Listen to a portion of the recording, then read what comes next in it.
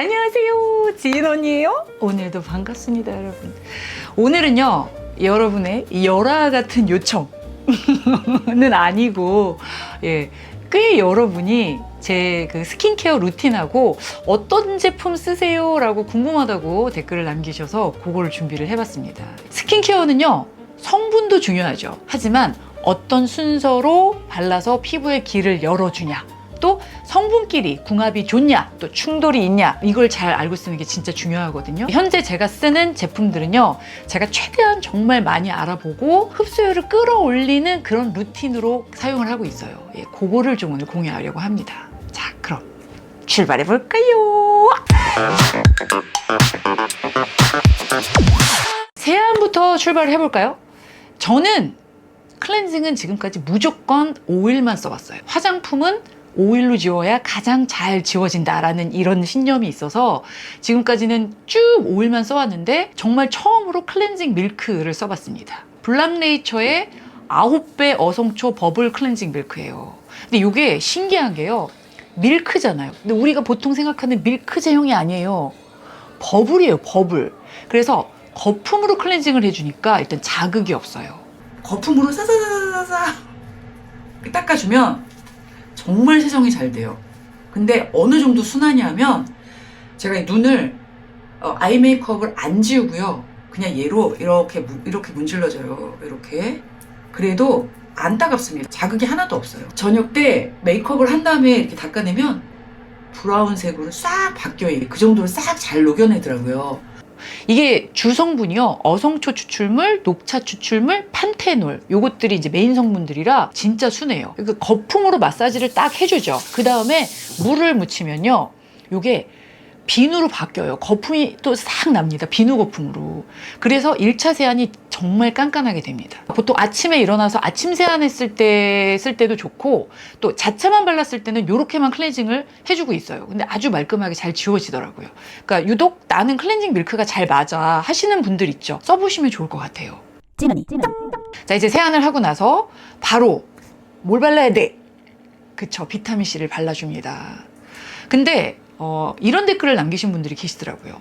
그 약산성 그 세안제로 비누로 씻었고, 또 물이 알칼리성이잖아. 그러니까 알칼리성 수돗물로 씻었으니까 뭐 굳이 비타민C를 제일 먼저 바를 필요가 있나라고 댓글을 남기신 분이 계시더라고요. 이론상으로 맞습니다. 보통 수돗물은 알칼리성이죠. 그러니까 수돗물로 세안을 딱 하죠. 그럼 마지막으로 이제 다 헹궈냈으니까 피부도 어느 정도 알칼리화가 돼 있겠죠.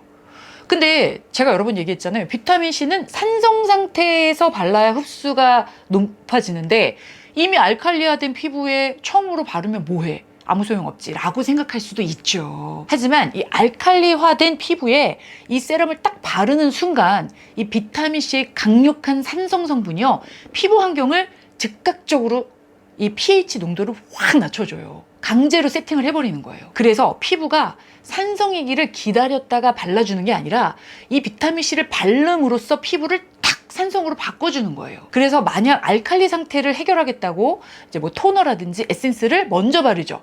그러면 그 제품들이 피부 위에서 또 완충작용을 해버립니다. 그러니까 비타민C 세럼이 들어와서 pH를 확 낮추려고 막 일을 하고 있는데, 이미 뭘 발랐어. 그러면 이 제품들이 방해를 하기 때문에 pH가 충분히 더 내려가지 못하게 막는 거예요. 그래서 흡수율이 뚝 떨어진다는 얘기예요. 첫 번째로 비타민C는 발라주는 게 가장 효과는 좋아요. 하지만 비타민C를 발랐을 때 피부가 따갑거나 자극이 있다면 먼저 바르면 안 되겠죠. 순서를 바꿔주는 게 좋겠죠. 이렇게 비타민C를 발랐죠.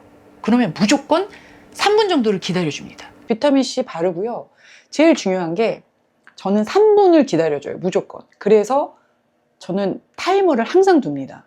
제가 기초 제품 바르는 데는 제품을 하나 바르고 다음에 넘어갈 때 무조건 1분 정도는 기다려주는 걸 습관처럼 하고 있어요. 그래서 저한테는 늘 이 타이머가 있어요. 화장대에도 있고 욕실에도 있고. 비타민C를 바르고 피부가 완벽하게 산성 상태로 바뀔 때까지 기다려주는 거예요. 이때 다른 제품을 빨리 발라주죠. 그럼 pH가 또 다시 올라갑니다. 그래서 또 비타민C 산성 농도가 중화가 돼버리니까. 또 하나 있어요, 이유가. 비타민C는 수용성이에요. 피부에 완전히 흡수가 되지 않은 상태에서 다른 제품을 발라주면 금방 희석이 돼버려요. 그래서 또 흡수율이 떨어지는 거죠. 우리가 바르는 모든 화장품의 성분 중에요, 비타민C가 제일 좋은 성분일 거예요. 그래서 비타민C를 바를 때만큼은 정말 시간적으로도 가장 공을 들입니다.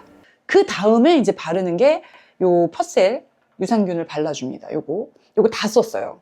다 써서 어제 올영 가서 또 새 거를 사가지고 왔습니다. 이 퍼셀에서 나온 픽셀 바이옴, 그리고 요거는 세포랩. 요거는 세포랩은 제가 또 옮겨놓은 거예요. 스프레이통으로. 이 두 제품 모두 퍼스트 세럼으로 나온 제품들이에요. 그래서 제일 먼저 발라라. 다른 거 바르기 전에. 이렇게 강조를 하는 제품들이에요. 근데 이 두 제품이요. 비슷한 듯 한데 또 완전히 달라요. 하는 일이. 얘 하나는 유산균이에요. 유산균. 그리고 얘는 발효 성분이에요. 자, 이 유산균에는요. 비피다, 또 락토바실러스 유산균이 90% 이상 들어간 제품이고요. 왜 우리 유익균 늘리려고 아침에 유산균 먹잖아요, 공복에. 그것처럼 똑같아요. 피부에 유익균을 높여주고 건강하게 만들어주려고 제일 먼저, 공복 상태처럼 제일 먼저 발라주라는 거예요. 피부 장벽을 굉장히 튼튼하게 만들어주겠죠, 건강하게. 이 세포랩 제품은요, 미생물을 발효한 여과물이 90% 이상 들어간 제품이에요. 이거랑 가장 비슷한 시중에 나와 있는 제품을 따지자면 SK2에서 나온 그 트리트먼트 에센스 있죠. 그것도 제일 처음 바르라고 나온 퍼스트 세럼이에요. 성분은 약간 다른데요. 둘 다 발효 여과물 제품이에요. 피부 안색이 좀 칙칙하다든지 피부 결이 좀 막 안 좋다든지 이런 자생력을 높여주는데 탁월한 성분들이라 약간 그 피부의 생명수 같은 느낌, 그런 느낌으로 발라주고 있습니다. 저는 이 두 제품의 효과를 굉장히 많이 봤어요. 같이 발라줄 때도 있고요. 아니면 한 가지만 바를 때도 있습니다. 피부가 너무 요새 좀 칙칙하고 안 좋다 하면은 두 가지를 같이 바르는데, 확실히 이 두 제품을 쓰기 전하고 피부 결을 비교를 하잖아요. 좀 고와졌다고 해야 되나? 많이 건강해진 느낌입니다. 그래서 덕을 많이 봤습니다. 자, 그 다음에 발라주는 게 역시 퍼셀에서 나온 제품인데 82% 하이도즈 펩타이드를 발라줍니다. 이 비타민C하고요, 펩타이드는요, 같이 사용을 하잖아요. 그럼 탄력 효과가 정말 어마어마합니다. 근데 한편으로는 또 충돌하는 굉장히 까다로운 사이예요. 그래서 잘 알고 발라야 돼요. 이 펩타이드는요, 단백질 조각이잖아요. 얘가 강한 산성을 만나면은 성분이 변질이 돼요. 그래서 비타민C를 바르고 그 다음에 바로 펩타이드를 바르죠. 그러면 두 성분이 모두 고장이 납니다. 그래서 중간에 유산균도 발라주고 또 발효 제품을 발라서 완충작용을 해주는 거예요. 비타민C가 먼저 들어가서요, 자리를 탁 잡고 있습니다. 그 다음에 피부가 어느 정도 진정이 되죠. 그리고 나서 펩타이드를 딱 넣어주죠. 그러면 피부 안에서 콜라겐을 만드는 속도나 양이 훨씬 더 풍부해진단 말이에요. 이게 바로 시간차 공격의 힘이에요. 자, 이 제품은요, 저분자 펩타이드가 82%가 고함량으로 들어가 있다고 합니다. 비타민C하고 궁합이 좋으니까, 그래서 이제 요 순서대로 발라주고 있습니다. 만약 여러분한테 이런 홈케어 디바이스가 있다면 많은 분들이 마지막 크림 단계에서 이제 많이 흡수되라고 이렇게 돌리시는 경우가 많을 거예요. 거기 말고 이 중간 에센스나 세럼 단계에서 해주시는 게 훨씬 효과가 좋아요. 특히 저는요, 이 펩타이드를 바른 다음에 이 기기를 돌려주는데요. 그 이유가 이 단백질 조각이기 때문에 입자가 굉장히 작아요. 근데 이런 이제 홈케어 부스터 기기는요, 유효 성분을 피부 안쪽으로 더 깊게 넣어주는, 밀어 넣어주는 일을 해주잖아요. 그래서 입자가 작아야 더 깊게 침투를 할 수 있단 말이에요. 스킨케어 마지막에 바르는 크림은요, 수분이 날아가지 않게 막아주는 그런 오일, 왁스 이런 성분들이 대체적으로 많이 들어가 있거든요. 이 성분들은요, 전기가 통하지 않는 절연체예요. 그러니까 전기 신호를 다 막아버려요. 결국 열심히 기기를 돌려도요, 피부 속으로 흡수가 되는 게 아니고 그 크림 제형이 피부 겉에서 계속 맴도는 거예요. 그러니까 기기 갖고 피부 겉에서 계속 마사지만 해주는 역할밖에 안 하는 거죠. 그래서 이런 홈케어 기기는요, 무조건 묽고 또 고영양가 성분들이 높은 단계에서 써줘야 피부 안쪽으로 침투를 잘합니다. 자, 여기까지 해주고요, 거의 빼먹지 않고 꼭 발라주는 탄력 크림이 있어요. 넘버제인에서 나온 9번 에센스예요. 이거 요즘 굉장히 떠오르는 핫한 성분이죠. 이미 뜬 이 나드라는 성분을 만드는 핵심 성분 NMN이 들어있어요. 그래서 탄력에 진짜 좋아요. 목 부분까지 넥크림 대용으로 아주 정말 꼼꼼하게 발라줍니다.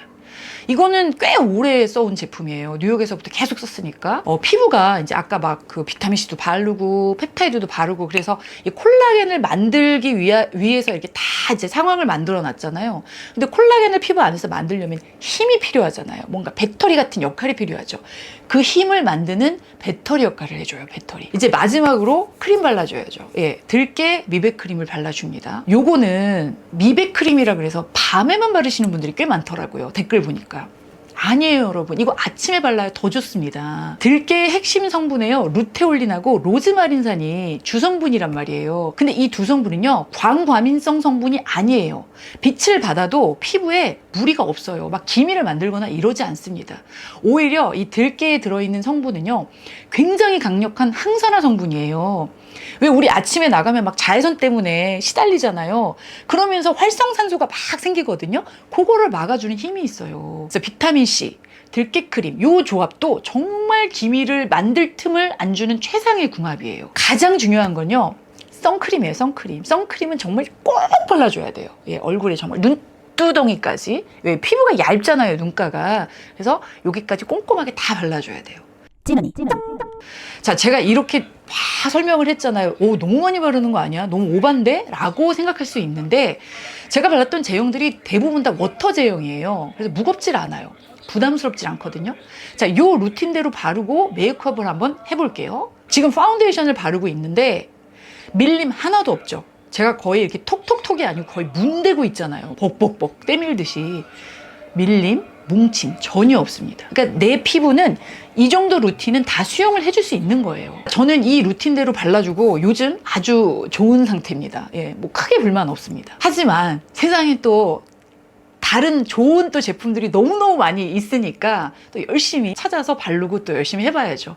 또 찾으면 바로바로 알려드릴게요, 여러분. 제 스킨케어 루틴은 지인언니 구독하면 복권 1등이다. 올영에서 사가지고 온 것들입니다. 진짜 올영이 거의 하루에 한 번씩은 가는 것 같아요. 신기한 것들은 일단 무조건 사서 써봅니다. 제가 언제 또 이렇게 한국 화장품을 원 없이 써보겠습니까? 선크림이에요. 여러분, 한국 선크림이 전 세계 최강 막강입니다. 너무 좋아요. 제가 이전에 미국 선크림하고 한국 선크림 비교하는 영상을 진짜 성분 하나하나 다 비교해가면서 알려드린 적이 있어요. 저도 그때 상당히 공부가 많이 됐었거든요. 저는 한국 선크림 아주 맹신자가 됐습니다. 일단 들어간 성분들도 뭐 에센스 기능도 있고 뭐 미백 기능도 있고 여러 가지 다양한 성분들이 다 들어가 있는 것들이 많단 말이에요. 너무 좋아요. 이제 날씨가 점점 햇살이 세지면서 자외선과의 전쟁을 이제 우리가 준비를 해야 될 때잖아요. 그래서 미리미리 이렇게 준비를 했습니다. 요거는 이제 몸하고 얼굴하고 같이 바르는 용도인데, 몸용으로 하나 샀고요. 그 자작나무 무기자차 선크림으로 샀어요. 해가 너무 강하거나 막 진짜 쨍쨍한 날에는 무기자차로 바르려고 요거를 샀습니다. 라운드랩 거. 이건 뭐 미국에서도 엄청 인기가 많아요. 요것도 3개짜리가 있길래 요것도 사왔습니다. 이렇게 해서 선크림 잔치를 벌렸네요. 이렇게 사가지고 왔습니다. 선크림이 우리 바르는 기초 중에 가장 중요한 거예요. 가장 중요해요. 이제부터 여러분들 전쟁을 선포하고, 예, 자외선과 맞서 싸우시기 바랍니다. 자, 올영 리뷰 끝! 지인언니 구독하면 복권 1등이다. 자, 이제 마무리를 하면서 제가 한국에 꽤 오래 머물렀죠. 생각보다 너무 오래 머무니까 그 이유를 궁금해하시는 분들이 꽤 많더라고요. 책답게 뭐라고 또 신경을 이렇게 써주시니까 감사하죠. 제가 영상에서 또 여러 번 말을 했었는데 못 보신 분들도 계시니까, 제가 딸이 하나가 있습니다. 예, 근데 작년에 대학을 갔어요. 그리고 저는 모든 식구가 다 한국에 있거든요. 수험생 마음을 딱 졸업을 한 순간 바로 이제 가족들하고 시간을 보내고 싶어서 한국으로 왔습니다. 그게 작년 추석이었어요. 한국에 와서 이제 핸드폰이나 편의성을 위해서 일단 거소증을 만들었어요. 그 다음에 단기 임대를 얻어서 생활을 이제 시작을 했죠, 한국 생활을. 근데 올 여름에 딸이 또 한국에 있는 대학으로 계절학기를 들으러 온다고 합니다. 그래서 결정을 했어요. 이제 이런 경우에 보통에 한국 오면은 호텔을 잡아서 머물렀죠. 여러분들 아실 거예요. 제가 매년 한 달 살기 한국에 얼마나 오래 해왔는지. 근데 가격이 만만치 않아요. 한 달씩 이렇게 호텔에 있으면 제가 여기 이제 1년 계약을 하고 들어왔잖아요. 한 달 호텔 사는 거랑 1년 여기 월세 내는 거랑 큰 차이가 안 나요. 심지어 저는 여기서 밥도 해먹고 생활을 하고 있잖아요. 그래서 이번에도 이제 딸아이가 나오면 원래는 호텔에서 지내야 되는데 제가 여기를 구해놨기 때문에 여기서 같이 또 편하게 지낼 수 있고, 근데 이제 그거 저거를 다 떠나서 가장 큰 이유는 저는 부모님이 다 한국에 계세요. 근데 이제 많이 연로하셨죠. 제가 한 20년이 넘게 미국에 있는 동안 많이 늙으셨더라고요. 근데 또 더더군다나 제가 한국에 있는 동안 몸이 많이 편찮으셨어요. 그래서 있는 김에 좀 더 머물러야겠다. 또 부모님이랑 시간을 좀 보내야겠다. 이렇게 결심을 하게 됐고, 언제든지 볼 수 있는 곳에 있는 것만으로도 너무 좋더라고요. 저도 뉴욕하고 한국을 조금 더 자주 오고 가려고 뭐 이런 이유로 이제 준비를 하게 됐습니다. 이렇게. 이제 저도 곧 뉴욕으로 갈 계획을 하고 있습니다. 그때도 또 이제 다시 영상으로 여러분들께 소식을 전하겠죠? 그럼 그때까지 또 여러분 잘 계시고, 오늘은 여기까지. 오늘도 여러분들과의 수다 너무너무 행복했습니다. 그럼 저는 다음 영상에서 다시 올게요. 안녕히 가세요.